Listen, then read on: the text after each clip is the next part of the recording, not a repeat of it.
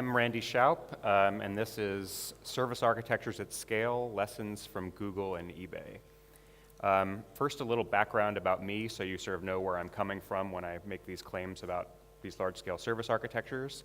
Actually, right now, I call myself a consulting CTO, and I help organizations scale their technology and their engineering groups. And my little tagline is, I like to think of myself as a CTO as a service. Before that, I was CTO of a gaming company in San Francisco called KIXEYE, which makes real-time strategy games for web and mobile devices. Before that, I was director of engineering at Google for Google App Engine. So App Engine is Google's platform as a service. About 3 million different applications worldwide run on App Engine. And then before that, I was chief engineer at eBay for about 6.5 years, where I spent quite a lot of time working on multiple generations of eBay's search infrastructure, which is actually the largest part of eBay's physical infrastructure. So why are we talking about services? And it's really because all these large-scale websites that we've heard about have gone through a very similar set of evolutions. They didn't coordinate them, but they seem to have all gone through roughly the same movement. So eBay, depending on how you count, is today on its about 5th generation of its architecture. So it famously started about 20 years ago when the founder wrote the initial version of eBay in a 3-day-long weekend in 1995. And he wrote that in Perl, where everything was a file. Then for many years, eBay ran in a monolithic C++ application, which at its worst was 3.4 million lines of code in a single DLL. So I do not recommend that. That version 2 morphed into, or was entirely rewritten in Java for the 3rd version, and then now we'd probably call eBay a set of polyglot microservices. So Twitter's gone through a similar evolution. So depending on how you count, Twitter's on about its 3rd generation of architecture. So it famously started as a monolithic Rails application, which my friends at Twitter say they used to nickname the monorail, which is, I think, a very clever way to talk about that. Then they sort of pulled a bunch of the front end out into JavaScript, a bunch of the back end out into Scala, and today Twitter runs in a set of polyglot microservices. Amazon's gone through a similar evolution. It's not as clean-cut, the generations, so I'll say the nth generation if you like, but it started as a monolithic C++ application, with then moving to a lot more services written in Java and Scala, and then again, we'd say today that it's a set of polyglot microservices. So there's a trend happening here, right?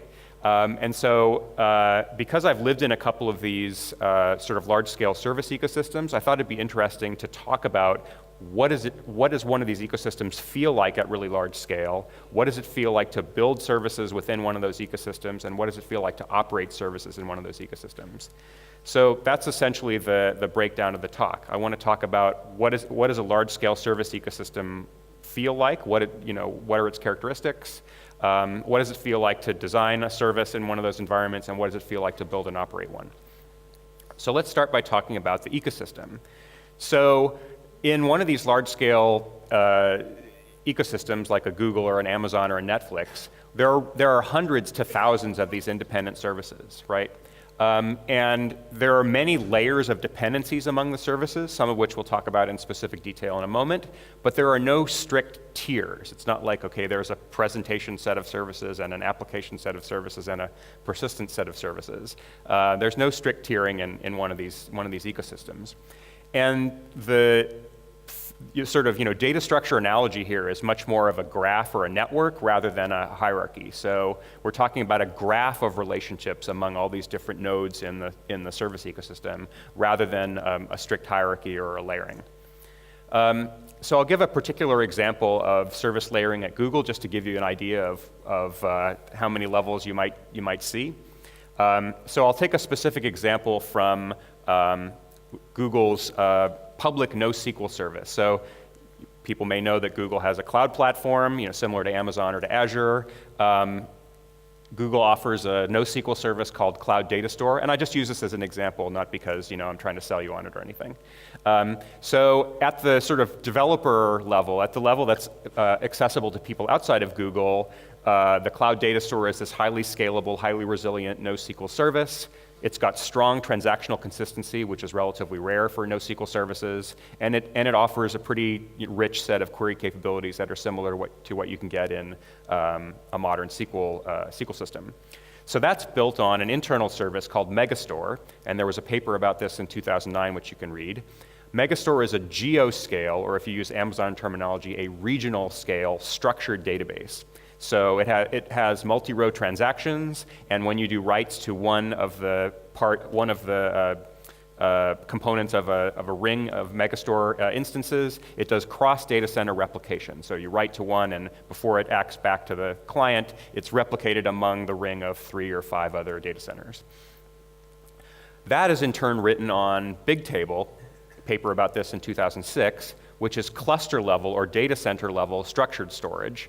So in the Bigtable model, a row, a column, and a timestamp, that triplet identifies a particular cell uniquely in Bigtable. And almost everything at Google is persisted one way or another in Bigtable. Bigtable is in turn written on Google's clustered file system called Colossus. So that's the current version of the Google file system. Paper about this in 2004. And Colossus does, file system or distributed file system type stuff, so block distribution, block replication, and so on. That in turn is written on Google's cluster manager, which is called Borg. And there's a paper about Borg now this year in 2015. So now I can finally tell you the secret name. It's called Borg. Didn't used to be able to say the name out loud. But now you can read up on some of its design details. So that does cluster manager stuff, so task scheduling, machine assignment, and so on. And if you look at this layering, it looks reasonably clean, right? You look at this and it's like, oh, that's a pretty good, decomposition of the problem. And it looks like if you started with the idea that you were going to build this, NoSQL service at the top, that this is a reasonable set of layers of individual, separate services or separate components below that. Well, it turns out this system was never designed top-down. It actually evolved from the bottom up. So it's much more an example of evolution rather than top-down intelligent design. So there was never any centralized top-down design of this system, or really any system, at Google. And it's much more an example of things that we see in biological evolution, much more an example of variation, of natural selection. So at Google, as at Amazon or at Netflix, new services get created or extracted from existing services or existing applications when we need them, right? When we need to solve a problem, when we find something that's generic, we pull it out into its own separate service and put a team behind it. And services continue to live as long as they're being used, right? So services justify their continued existence through being used. And once the service is no longer used, we sort of deprecate it and retire it, and the team can go on and do something else. So there's enough of this churn in a large-scale ecosystem at Google that people start to say things like this, that it feels like every service at Google is either deprecated or not ready yet. I really love this. It's not really true in practice, but it definitely feels this way, and lots of people say this. So again, this is an example of evolution, not top-down design. So is this architecture without an architect? It actually is. So at Google, there's no person at Google who has the title or the role of architect. And the appearance of that clean layering that I was talking about is completely an emergent property. It was never top-down designed. Actually, things were built from the bottom up. So first, the Google file system, if you listen to the dates of the papers, first the Google file system was built and talked about in 2004, then Bigtable was built several years later, then Megastore was built several years later, then Cloud Data Store was built several years later. So it was actually built from the bottom up rather than from the top down. And then this kind of idea applies to all sorts of technology decisions at a large-scale ecosystem. So there's no central approval of technology decisions at Google. And the vast majority of technology decisions are actually made locally within a particular service team rather than broadly across the entire infrastructure. And I contrast this to what eBay used to do when I was first there. eBay's history technologically felt much more like classic enterprise IT than one of these service ecosystems, at least 10 years ago when I joined there. So eBay had what might be familiar to some of you if you work in a large-scale enterprise, an architecture review board, right? So it was a central approval body where all large-scale projects would go through and would sort of get the stamp of approval from the architects. And I served on this board, so any critiques that I'm making, I'm sort of critiquing myself in this. Usually that architecture board was only able to get involved in a project way too late, right? So every project was supposed to go through, but in practice, that architecture board, much of the design decisions had already been made by the team before it ended up getting reviewed. So in practice, it ended up, this architecture board ended up being a set of experienced engineers really only able to say no. And what eBay ended up moving toward is much more a Google or a Netflix or an Amazon model, where they took those smart, experienced engineers, and rather than making them approvers at the end of a process, dispersed them among the teams, and had those experienced engineers actually encoding their knowledge, producing libraries, producing services, producing tools that enabled other teams to do their jobs. So it was a much more valuable approach to leveraging those talented engineers was to have them be productive and building things rather than approving things at the last minute. So there is standardization in a lot of these ecosystems, but you'll see where I'll give you some examples of the things that got standardized versus the things that aren't standardized.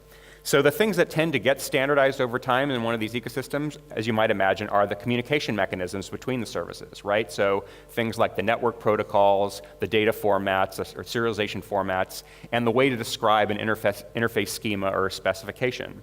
And the details here are going to be different, right? So at Google, the network protocol is something that it's now been open source called gRPC. The data format and the interface schema is described in protocol buffers. More commonly, and at eBay, the network protocol is going to be HTTP. The data format is going to be, a RESTful JSON style, and an interface schema might be something like JSON schema or something like that. And similarly, there tends to be a convergence around standardized infrastructure. So a common source control system, typically, a common way of approaching configuration management, cluster management, and common services that provide monitoring, alerting, diagnosing, and so on. So what I like to think of is in one of these healthy large-scale service ecosystems, those standards become standards by being better than the alternatives. So it's not like everybody converged on gRPC because it was a top-down decision. That evolved because it was better than the other ways that people were doing it. So how does standardization get enforced in one of these ecosystems? Well, it turns out that it's much more encouragement than enforcement. So standardization in one of these environments tends to be encouraged by having common teams provide libraries, provide support in other underlying services that a particular service is depending on. Actually, one of the most powerful ways of enforcing this standardization is through code reviews. So when we're reviewing somebody else's code, you could have used this library rather than re-implementing it yourself or doing it in a different way. And then one of the most powerful things, particularly at Google, is the ability to search through the code base to look at what other teams are doing. So almost the first thing we do before we're going to implement something is look and see if somebody else has tried to solve the same problem, because almost universally somebody else in Google has had the problem before we've had. So the way I like to say it is the easiest way to enforce a standard practice is not through this top-down approval process or by mandate, but with working code. But the details of those services the day-to-day work of each of those services is actually incredibly independent. So there's no standardization of the internals of services at all. So there's no standardization of programming languages, there's no standardization of frameworks, there's no standardization of persistence mechanisms. But by that I mean there's no overarching approval body that's telling you have to write in Java with X framework with Y persistence mechanism. In practice, people tend to converge on using one of several small, one of a small set of approaches, but that's because there's already tooling and libraries and other services that are using those things. So in one of these mature ecosystems of services, we tend to standardize the arcs of the graph rather than the nodes. Does that make sense? The internals of the nodes are very much left up to the individual teams, but it's that arcs where the services are communicating to one another that tend to be more standardized. So that's what the ecosystem feels like. Now I want to talk about what does it feel like to design a service in one of these environments. So if you ask me, the characteristics of an effective service look a lot like this. So a service ought to be single purpose, a service ought to have a simple, well-defined interface, and services ought to be modular and independent. And then I'll add this other angle, which we'll talk a little bit about in a moment, that it's incredibly important for services to have isolated persistence, where they're not sharing a persistence mechanism among multiple services. Does this look anything like what people are hearing about microservices? Yes. So microservices is a relatively new term for this relatively old idea of a service-oriented architecture where the individual services are very simple, very composable, very modular. Again, new word, which seems like there's a lot of hype around it, but there's really a very old, very well-traveled idea. So in the context of designing services, I want to talk about a few ANI patterns I've seen in service design. So the first one is, by contrast to the microservice, is I've sort of called it the megaservice. This is a service where we've given it an overbroad area of responsibility. That service does way too much. And because it does way too much, it means that it's difficult for us to reason about, it's difficult for us to modify and change safely. And because it's doing so much, that service often has a lot more upstream and downstream dependencies than you'd expect. And if you ask me, a lot of the failures of service-oriented architecture implementations over the last couple of decades have been of this class, where we've attempted to build services that are much too large and ended up building, rather than something that was a highly decoupled system, something that's much more a set of a few sort of monolithic, huge services. So the next ANI pattern that I've seen is something that I call the leaky abstraction service. A much better term was given by a talk by Ali yesterday in his 5 ANI patterns of APIs. So he called this the chauvinistic server, or the transparent server, which I think is much better than my name. But the leaky abstraction service is this idea where the service owner has leaked the internal details or leaked his own model through the interface and made the clients have to deal with it. So the interface here is sort of reflecting the provider's model of the interaction rather than the client's model or the consumer's model. And almost universally, if as a service owner you try to think about it from the consumer's perspective, that consumer's model of the interaction is typically much more aligned with the domain and is typically much simpler and much more abstract. And the danger, of course, as a service provider for building a service interface that looks like this is because you've leaked your model or leaked your implementation into the interface, it makes it much more difficult to modify in a safe way. Does it make sense? If I've leaked details of my implementation, if I want to change that implementation to something better, I'm kind of stuck. So the final ANI pattern is what I call shared persistence. So the idea here to be avoided is multiple services that appear to be independent at the top level are actually sharing databases, sharing persistent storage below. And the real danger here is that now you've actually broken the encapsulation or the isolation of the individual services, right?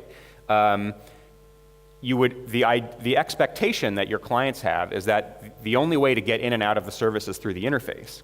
But if you're sharing, for example, a database between service A and service B, that's another part of the interface of that service, whether you intended it or not, right? Because reads and writes can happen, sort of secretly through the back door at the database level, rather than through the interface that you're supporting. So this leads to an extremely unhealthy, extreme, and almost near invisible coupling between service A and service B.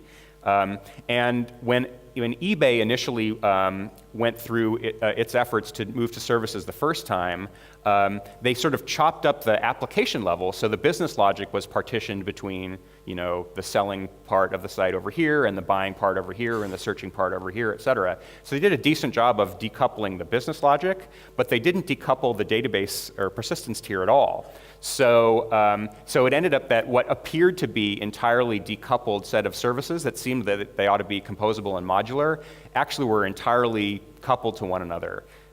So that didn't work at all. So I recommend, like I was saying before, that it's much more important to have microservices, whether you call them micro or not, have their own persistence. So when I say that, lots of times people ask me, well, does that mean I need to run my own database in every service? Well, that is an option, right? So option one for a service owner is to simply operate your own data store. So operate your own copy of, MySQL or Cassandra or whatever, and that is owned and operated by the individual service team. But a much more common option is to use a persistent service. So if you were running in the public cloud, for example, you might be storing to your own partition, your own little area of, if you're on Amazon, on the Dynamo database, or in Google to the big table. But the idea here is that this is a persistent service that's operated on your behalf by another team. And the key idea is that you're taking a little slice of that, which is your little isolated area that no one else can talk to. So I'll sort of reiterate that the key aspect of service persistence in one of these ecosystems is that the only external access to the data store is through that published service interface and not through some secret backdoor mechanism where people talk directly to the persistent store. So the next critical idea in service design is maintaining stability of the interfaces, right? So what that means in practice is full backward and forward compatibility of the interfaces that you offer to clients, right? So the critical discipline here is that we can never break our client's code. That's the contract that we make. And often that means that we're running multiple interface versions at the same time, right? So we might be running version 11 and we might be running version 12 at the same time. Sometimes that can actually mean multiple deployments. If version 11 and version 12 are sufficiently different from each other, maybe we don't have a single set of instances that support both, but we have one set of instances that are supporting, the old version, and one set of systems that are supporting the new version. In practice, the majority of changes that we're making are not impacting the interface in any strong way. So this is more of an exception rather than the rule, but it can definitely happen. And when we are moving from, version 11, for example, to version 12, we as a service need to have a very explicit deprecation policy where we say to our clients, look, at some point we're no longer going to be supporting version 11, so we need you to move to version 12. What that means in practice is that there's a very strong incentive for the development team to wean customers off of the old versions, right? So because I'm operating the service, I'm having to operate, version 11 and version 12 at the same time. It's strongly in my interest to get all the customers off of version 11 to version 12. So I'm willing to put my own development effort behind helping customers migrate from one to the other. And we saw this often at Google where teams would build a new version of their service, deprecate the old one, and then sort of constantly be nagging their customers to move off of it. And at some point, sometimes the teams that are operating the service we'll have a negotiation with the customer teams. And in one particular instance that I can think of, where we at App Engine were depending on a service that a version of the service that basically no one else was using, no one else entirely in Google. So because the service team didn't want to continue to support that anymore, just for us, the one client, we ended up adopting that service. So we actually took over that particular version of the service and adopted it into our own team because we needed to keep it going. Because the newer version, wasn't supporting some of the stuff that we needed. So that's an extreme example, but the idea there is, the fact that we all own and operate our services means that when we're moving from one to the other, we're strongly incented to get teams off of that, or get them some other way that they can achieve what they need. So the last thing I want to talk about here is building and operating a service in one of these environments. So it's worth saying, what are the goals of a service owner here? So it should be pretty obvious, but it's worth saying out loud that the goal of a service owner is to meet the needs. If I'm a service owner, my goal is to meet the needs of my clients. All the needs, right? So needs in terms of functionality, needs in terms of quality, in terms of performance, in terms of stability and reliability, and also this implicit idea that I'm going to be constantly improving this service over time and getting better and better. And I want to meet the needs of my clients at minimum cost and effort to my team. So the fact that that minimum cost and effort idea implies that I need to have really good practices. So it implies that I want to leverage common tools and infrastructure. So it's not in my interest to be building new things from scratch all the time when I could leverage something that already exists in the environment. It means that I can leverage other services, or that I'm strongly incented to leverage other services. It also means that I'm incented to automate the building, the deploying, and the operating of my service to reduce the operational burden on myself. And it also implies that I want to optimize my implementation for efficient use of machine resources, and I'll talk a little bit more about that in a moment. So the related responsibilities of a service owner are, in one of these environments, is end-to-end ownership. So typically a team is going to own a particular service all the way from design to deployment to retirement. So there's no concept of a separate maintenance or a separate sort of sustaining engineering team where one team is building the new stuff and the other team is operating the old stuff. It's all one team. And it's the DevOps philosophy that we've all come to know and love of you build it, you run it. But similarly, individual teams in these environments tend to have quite a bit of autonomy and also quite a bit of associated accountability. So as a service owner, as I mentioned before, I have the freedom to choose the technologies that I use, to choose the frameworks, to choose the persistence mechanisms, also to choose my methodology for working, and I can choose quite a lot about my working environment. But the power that I have to make those choices is coupled with the responsibility that I'm responsible for the results of those choices. So if those choices don't go well, that's my responsibility. So the other thing that I wanted to talk about here is this idea of the service as a service owner is really a bounded context, and I mean that in the domain-driven design sense. Often, if you haven't lived in one of these large-scale environments, you might say, "Hey, Randy, with hundreds and thousands of services flying around, aren't you constantly worrying about all these different things that could possibly go wrong?" And the answer is no. I'm worried. The amount of worry that I have as a service owner is really bounded. So I'm worried about the clients that depend on the service that I build and operate. And I'm worried about the services that I depend on, right? So I have to think about being resilient to failures in the services that I depend on. But I don't worry about, the other, 999 services that are out there in the ecosystem. I don't think about that at all. So in building App Engine, we're not thinking about what the search team is doing or what the ads team is doing or what YouTube is doing. That's just not something that we're worried about. So all those hundreds and thousands of services exist in the ecosystem, but they're not stuff that we worry about design-wise or operations-wise day to day.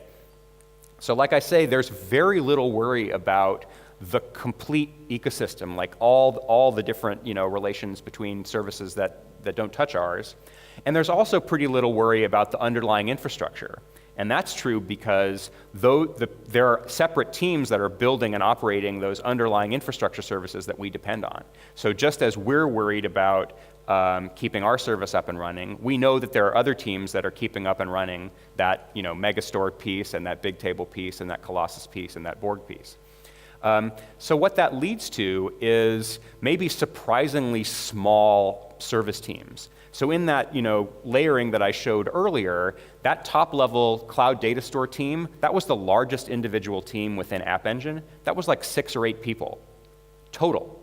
So 6 or 8 people are operating this world scale, planet scale NoSQL service. That's built on, as I mentioned, the Megastore service, which serves both the Cloud Data Store use case, but also is actually the persistence mechanism for all the Google apps, so Gmail and spreadsheets and docs and so on. That team globally is 6 people, everything. That's those 6 people are doing the building, the operating, everything. And then similarly for the other services going down. And it's possible in one of these ecosystems to have these really small service teams exactly because the amount of worry that an individual service team is so bounded. Does it make sense? We're not worried about everything. We're only worried about our little piece, our little node in that graph. And it allows us to have much smaller teams than you might imagine. So the next thing I want to talk about is how services relate to one another in one of these ecosystems. And the discipline that I like to say with my teams is to think about the relationships between a service provider and a service customer as more like a vendor-customer relationship. So we want it, even though we're in the same company. So we have this friendly and cooperative relationship, but it's very structured. And so we have a very clear idea of who owns what and a very clear idea of division of responsibility between what the service is going to provide and what the clients of the service can expect. And the critical discipline in these large ecosystems tends to be that the customer can choose to use the service or not. So think about that for a moment. If you're in a large enterprise, this seems like a crazy, very disruptive idea that, hey, we spent time building this common service and you're not even going to use it. But it's critical in a large-scale ecosystem to have a discipline that feels like this, because it gives everybody the right incentives. It gives the incentives to the customer team to say, look, if you can leverage an existing service, you absolutely should. That's going to reduce the burden on you because somebody else is going to own and operate it. But if you're better off building it yourself or you're better off getting it from somewhere else, you should do that too.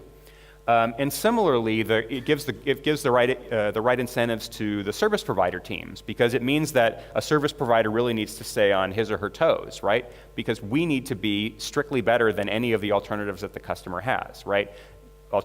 Strictly better than, as I mentioned, the customer building it themselves or buying it from somewhere else or borrowing it from another team. And the other angle around service relationships is this idea of a service level agreement. So as a service provider, we're making a promise of a particular set of service levels, right? So we'll say something like, if you send us 10,000 requests a second, each of which is 10K, you can expect at the 99th percentile this particular latency. You can expect this type of latency at the 99.9th percentile, and so on. So we have this very clear set of understandings between what the client will send and what the provider will return. And we do this because, again, it's very much this vendor-customer relationship where the customer team really needs to be able to rely on us in the same way that we rely on a utility. So there needs to be this agreement so the customer can trust us and they can hold us accountable. So the related notion is an idea that most of these systems have ended up evolving toward, which is charging other teams for usage of a service. So in the Googles and the Amazons of the world, users of even an internal service get charged for usage in the same way as you'd get charged for using something in a public cloud. And the reason that we do this is not because we're trying to make money or trying to make a profit. The idea here is that we want to align the economic incentives of the customer team with the provider team. And it actually ends up motivating both sides of that relationship to optimize for efficiency. In contrast, when the usage of something is free, we as humans tend not to value it and tend to waste it. So there ends up being no incentive when it's free. There ends up being no or little incentive to control the usage by the customer team, and there's no incentive for the service provider to provide more efficient alternatives for the customers. And we see this in our normal lives going. The normal economy, where when something is free, like the ability to put pollutants into the air or into the water, companies are going to do that if they're not held accountable, for it. In economics, we call this a negative externality, where that's something that happens, but nobody's getting charged for it. So a particular example of how this worked very powerfully was a story I can tell from my time at App Engine. So as I mentioned, App Engine has about 3 million applications that run on it worldwide. Well, about 15,000 of those applications are Google applications, so either internally or other Google products that are built on App Engine. So until relatively recently in its history, App Engine was of course charging external customers, charging those 3 million, but actually it was free for Google products to use it. So those 15,000 were free. And there was one particular, I can't name any names, but there was one particular other team at Google which was making an incredibly I'll say aggressive use of a particular resource within App Engine. And at particular times of the day and the week, they were using a huge percentage of this particular resource. And because it was free, they weren't evil, but they had no incentive to reduce their usage of that. So we filed bugs against them. We begged them. As a director, I was sending increasingly strident emails. Hey, would you mind? First, would you please mind reducing your usage of this, and getting more and more and more aggressive and strident. And to be fair to them, they needed to meet their own customers' needs, and making life better for Randy was not one of their high priorities. Like, that's okay. But I will say that as soon as we started charging that team for the usage of it, all of a sudden they were able to find the priority to take a look at the problem, and they were able to, with an extremely small amount of code change, they were able to reduce their usage of this resource by 90%. So they were using, let's say, 100 units of this resource, and they were able to reduce that in one go from 100 units to 10 units. Which of course this was of course better for us as the provider, but it actually also ended up being a lot better for them, because now they're doing only 1/10 of the work, and their latencies went down, and their speeds went up, and so on. So this is a great example of where using economic incentives, even within the same organization, can have really powerful effects on the applications and on the infrastructure. So the next thing that I want as a service owner that I need to worry about is maintaining the quality of my service.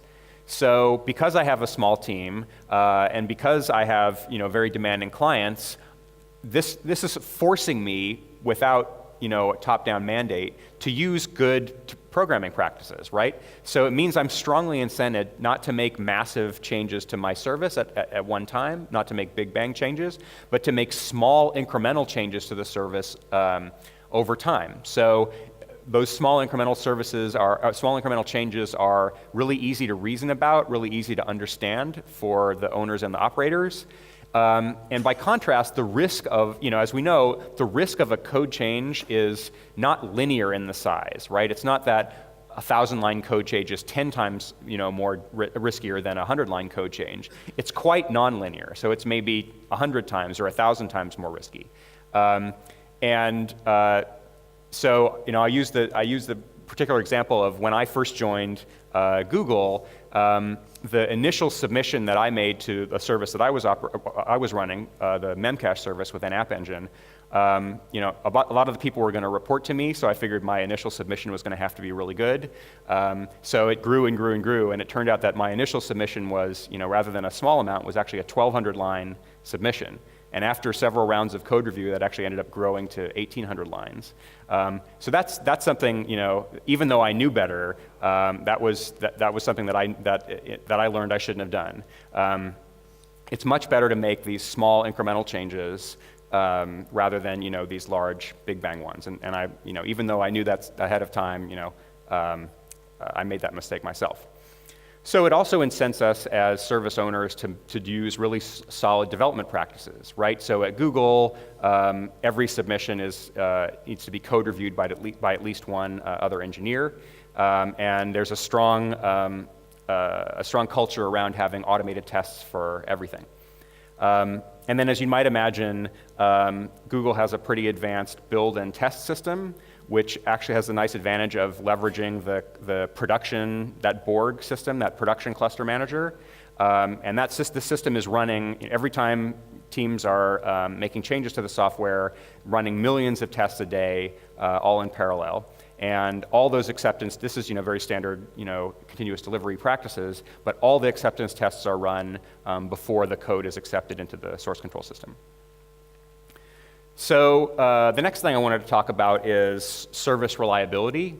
And as you might imagine, services at large scale are very highly exposed to individual failures. So obviously we're going to experience software failures, we're going to experience hardware failures, we're going to experience failures in the services that we depend on. The funny examples of failures that we experience at Google are sharks and backhoes. So Google runs its own fiber, transatlantic fiber cable between Europe and the US, and a couple of times the fiber was cut, and they put cameras down there to see what was going on, and it actually turned out that sharks were biting through the areas of the transatlantic cable, and that was what was causing the problems. So, you know, sharks actually are the cause of, you know, some downtime at Google. The other one is a backhoe. So Google runs fiber through, you know, underground through lots of parts of the U.S. where not that many people live. Well, some people live there, and those people are ranchers or horses, or have horses. And so if a horse dies and you want to bury it, you actually need to make a really, really big and deep hole. So that's hard to do with a shovel. So this particular guy got a backhoe, which is, you know, one of these big construction, you know, pieces of construction equipment, and dug this huge hole so he could bury his horse. Unfortunately, he decided to do that right over a piece of Google fiber, and, you know, severed the fiber while he was trying to do this nice thing of burying his horse. So yeah, backhoes as well. But the most likely set of failures is not from sharks or horses or anything like that, but from operator mistakes. And so what we need to do as service owners is to have what I call resilience in depth, by analogy to security in depth. So we need to have, obviously we need to have redundancy for the standard types of hardware failures, right? So machine failures, cluster failures, data center failures. We also need to spend a bunch of time thinking about load balancing and flow control for the services that we're depending on. And we also need to have practices where we do rapid rollback when we do an oops, right? When we make mistakes either on the code side or on the operator side. So this leads into the deployment, being careful about service deployment as well. So, you know, practices that we need to have here are incremental deployment. So if I have 1,000 or 10,000 instances of a particular service, I'm not going to deploy them all at once. So I use what are called canary systems. So I'll take one or two and switch them to the new version to make sure that it's okay. I'll also typically stage the rollout of, again, not rolling out, you know, all 10,000 at once, but rolling out 100 at a time or 1,000 at a time or something like that. And then leveraging an ability to rapidly roll back from, say, version 12 to version 11 in case there's a problem that we encounter during the rollout stage. One of the ways eBay has approached this problem is something that has been rediscovered a lot of times in our industry. eBay calls them, the common name is sort of feature flags, I suppose. And the idea here is to have switches in the code that allow you to decouple the deployment of code from the deployment of a feature, right? So I can deploy code with this switch turned off, so the behavior is the same as it was before. And then once the code is all deployed, I can turn the switch on a lot faster than I can roll code. So that allows us to rapidly turn on and off features without redeploying the system. And so typically the practice is that services will deploy new versions with the new features turned off, and then as a separate step through configuration we'll turn it on. And in the same way as you can turn it on really quickly, you can also turn it off really quickly if it doesn't go well. Great. So in total here, we talked about first a bit the ecosystem of services. What does it feel like to be in one of these large-scale ecosystems? We talked about designing a service, and we talked about building and operating a service. So I hope this was valuable, and I'm open for a bunch of questions if people have any. So thank you.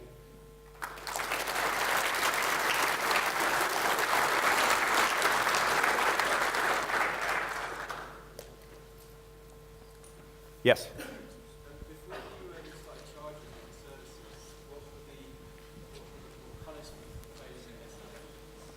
That's a great question. So before we started charging for services, what were the punishments for violating an SLA? There actually weren't many, in all honesty. It's only relatively later in its history that Google started developing a strong idea around enforcing SLAs. Amazon's been doing this in a much richer, more powerful way for a lot longer. So yeah, it's much sort of hand wavier SLAs earlier on. Yeah. Yes, sir.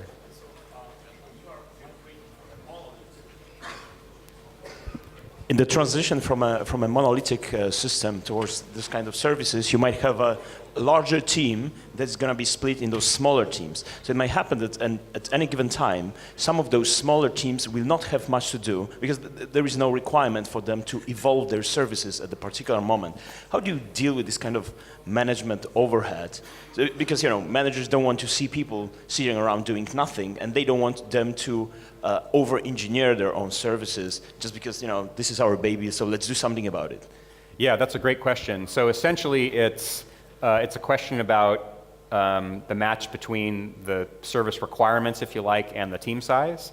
And typically how I've seen that done is, in an ideal world, you keep the team size small, but give them enough services that they stay working. So what I do not say is that you need to have this one-to-one mapping between a service and a team.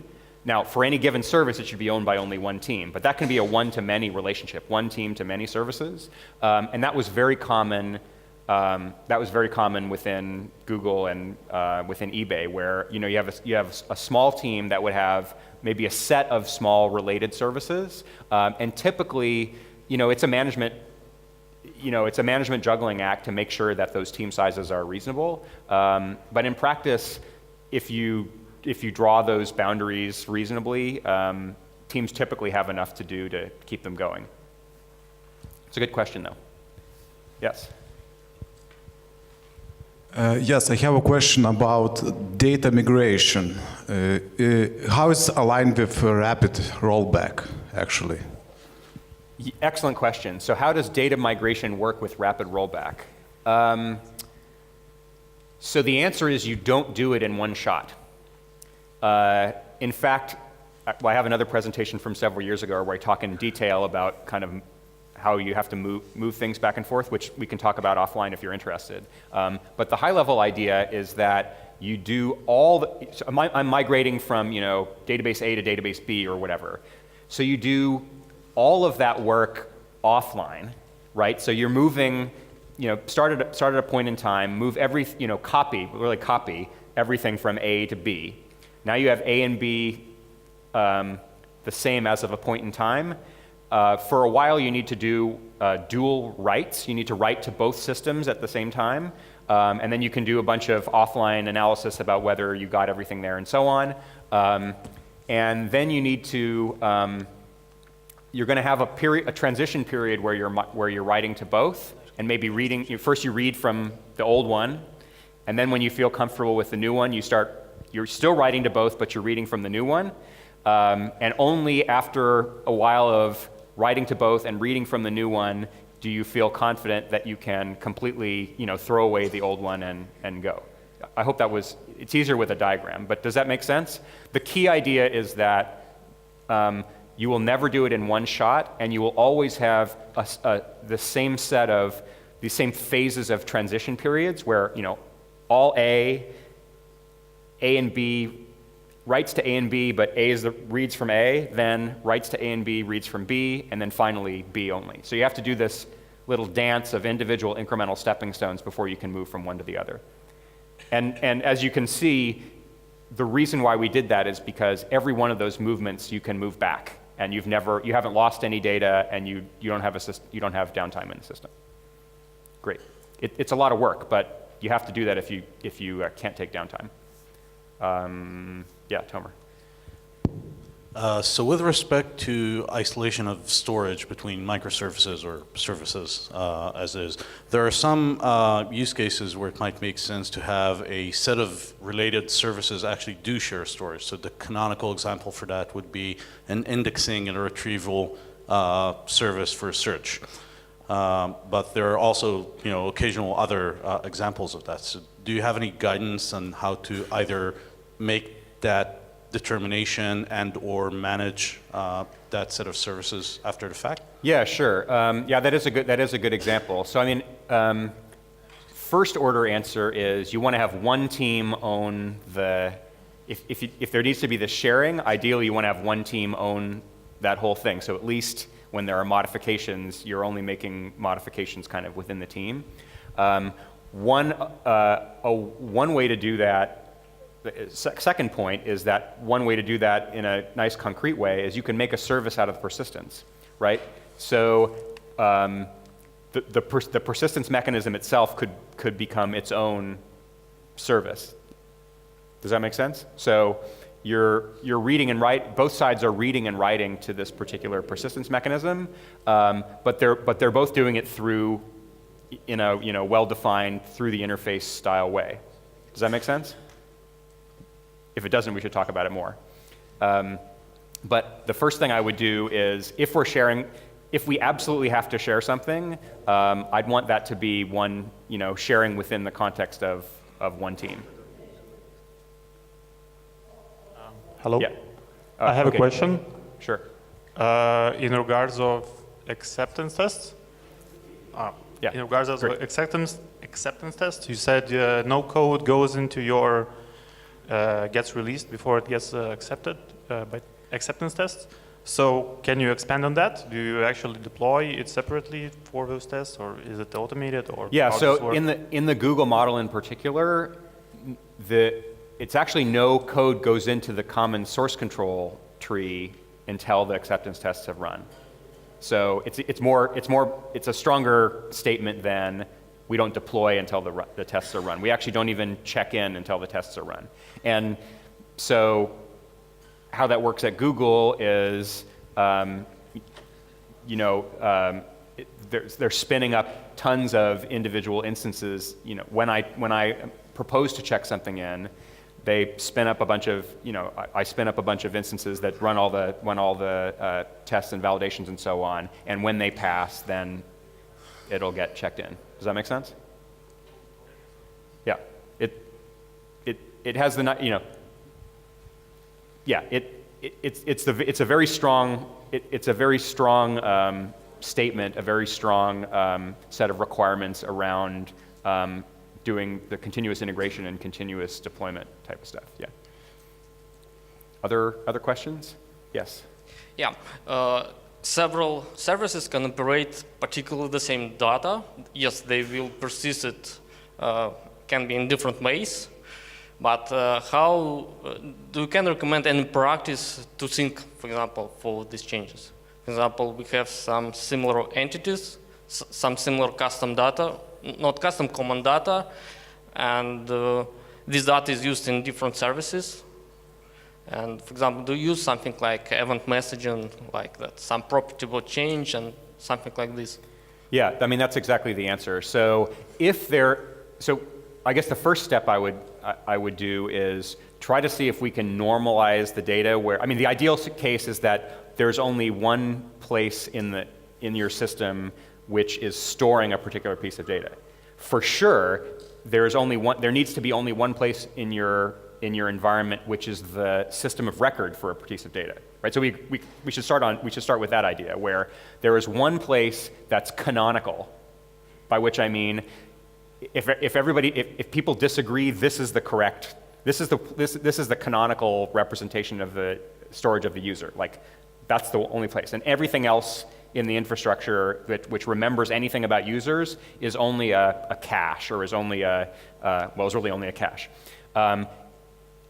If you have to have other services storing redundant pieces of data, I mean, ideally you don't. If you have to do that, then a great way of managing that is like you suggest with an event mechanism where updates that happen to that primary or that system of record storage get propagated out, and all the other places are subscribing to changes. I mean, it's the analogy to caches and cache coherence is pretty direct. Does it make sense?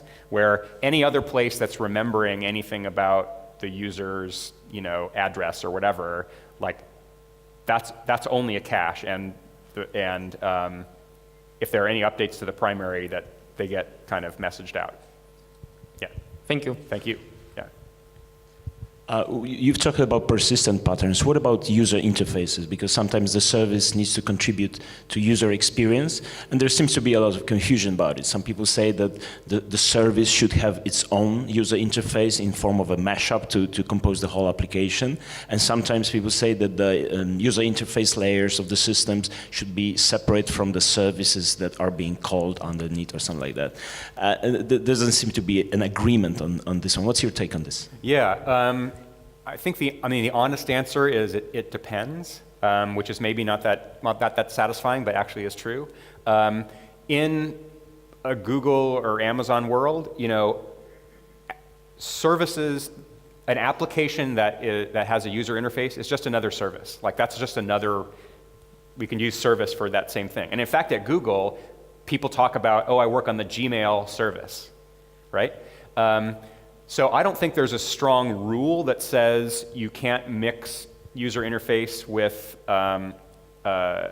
business logic, but in most of the time that says a nice way to do it is that the services that the applications or the services that provide user interface to users, it's nice if those have very little business logic in them, and that all the business work is actually, and persistence and so on, is actually done by underlying services.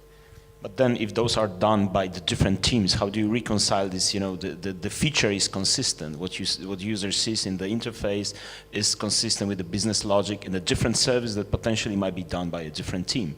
Yeah, well, if they're done by different teams, then they need to coordinate in a sort of well-defined way. But there's again, we talked a little bit earlier, I think this was in response to your question, where a team there's no weirdness about a team owning multiple services, so it's perfectly legitimate and actually quite common to have a team own a vertical set of services where some have user interface, customer visible user interfaces, and also underlying services. So there's nothing wrong with that, and actually quite a lot right with that. Does that make sense? Yeah, thank you. And I'll give the example, like in App Engine, there are user interfaces around administering the different parts of App Engine, and that's not like this. There's not like a separate, App Engine user interface team as distinct from the App Engine backend team or whatever. Like it's all one team. Yeah. Great. Any more questions? Yeah. Could you provide tips for how to keep track of dependencies among the services? Keeping track of dependencies. So that's a great question, which I should have put directly into the slide. So not to put you on the spot, but I think the first thing we have to ask is why are we worried about the dependencies? Because I think there are two classes of places where we're worried about, right? One class is I'm a service owner and I need to worry about the dependencies that I have, right? And that's very bounded. Does it make sense? Like, I'm not depending on 1,000 different services. I'm commonly depending on, 3 or 5 or 10 different services. So that's relatively bounded for me. And so I don't really need a lot of fancy tooling around tracking the dependencies of my service. It becomes a little bit more interesting when I'm trying to debug an issue online that flows, through my service all the way down. And there, what most of these places have done is they've built up a way of being able to trace requests through a kind of a graph of dependencies. So imagine if you've ever seen one of those browser flow charts of all the stuff a browser's doing when in response to a user request, they look, things look really similar to that. Like, oh, it calls this service, which calls this other service, and so on.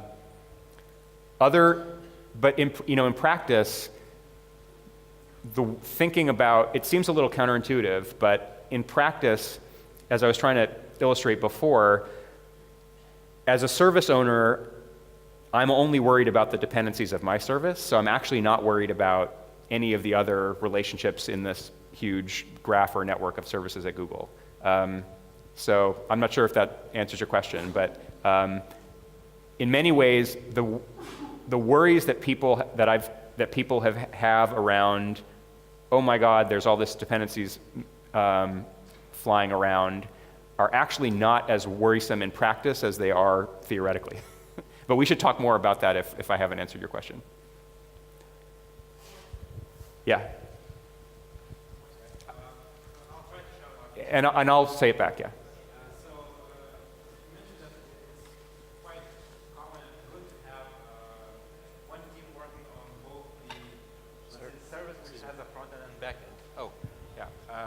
So my question would be, let's say at Google or whatever, is there a clear distinction between developers who have experience with front and back end, or do you have, is it common to have experience in both of those, and how do you handle that within a team?